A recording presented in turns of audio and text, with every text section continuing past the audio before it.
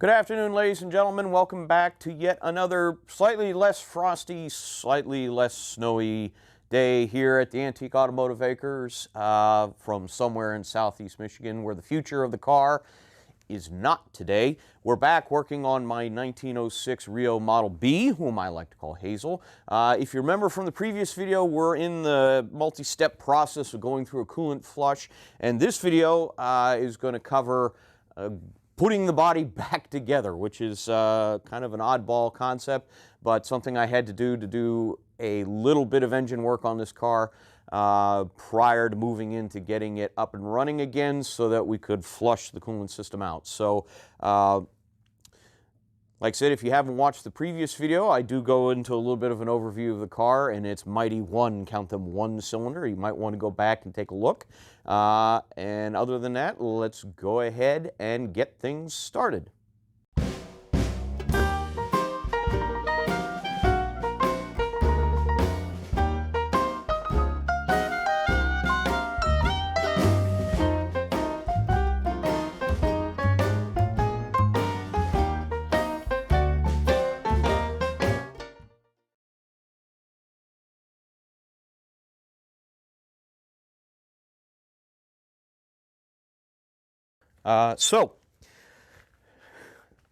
First step for today's project is we're going to put the body, the back part of the body, which is the four-passenger runabout. This actually has the rear seat in it, what they would call the mother-in-law's seat. We'll get into reasons for that in a second. And that just actually bolts right back down onto this body, and it's not as heavy as it looks because everything on this car is wood, including the fenders.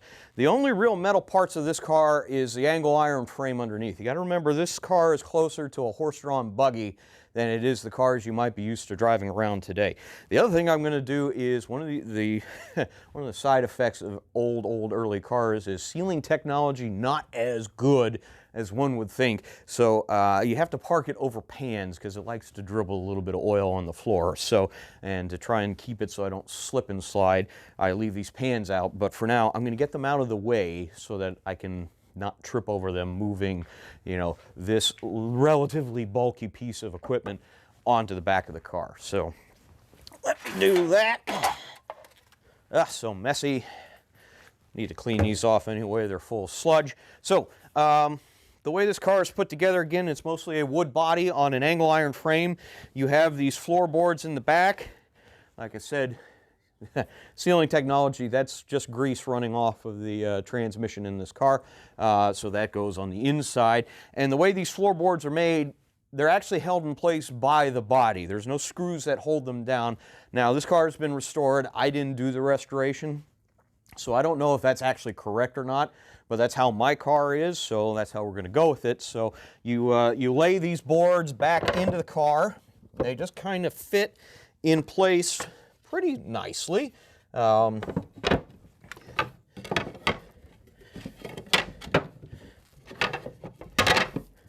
That's right, I think. Yep, those line up the holes, hold the body down. So you have, I'm not certain you're going to be able to see this. Maybe I'll bring the GoPro around if it's within reach. Of course it's not. That would require me to be prepared.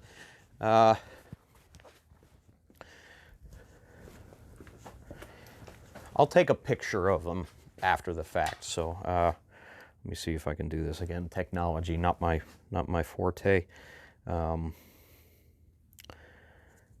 want to go into just picture mode. Enter photo mode. Yes. Okay. I think I can do this. Stand by. So you can see now the floorboards are laid out on top of it. They just line up relatively easily. They just fit into the grooves on the car itself. If I hold the camera still for a second, you'll be able to see them. So I will give the boards a little bit of a wipe down because they are just a little greasy. Oh, ragging my hand. Good idea.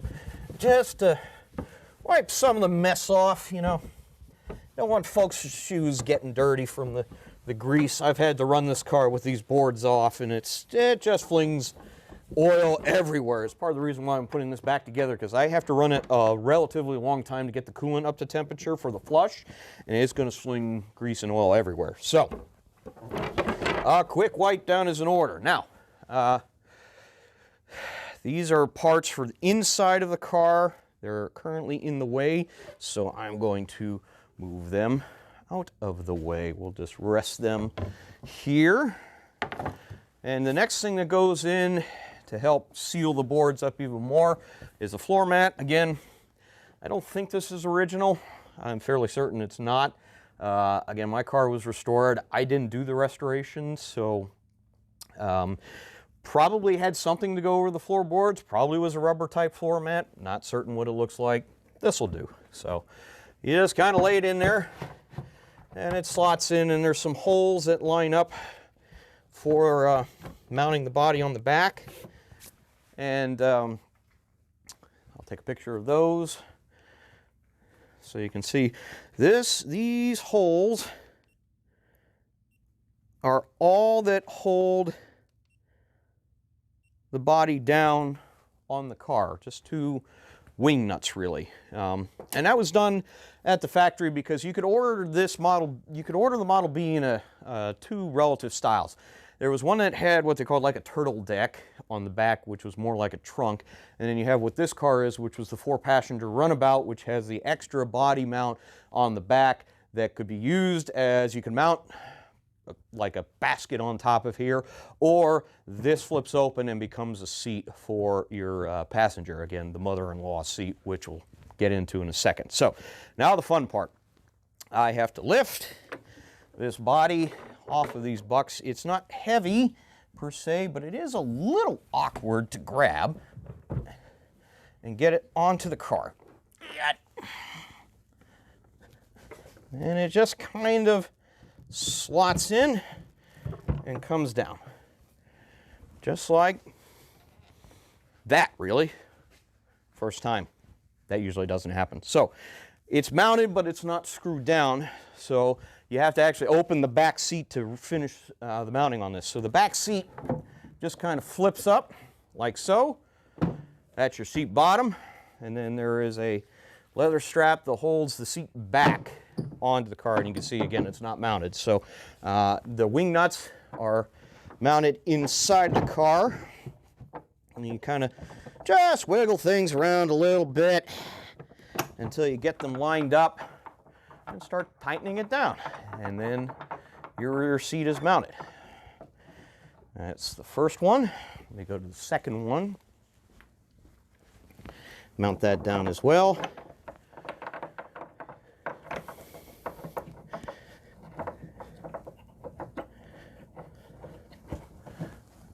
There we go. And that's tight.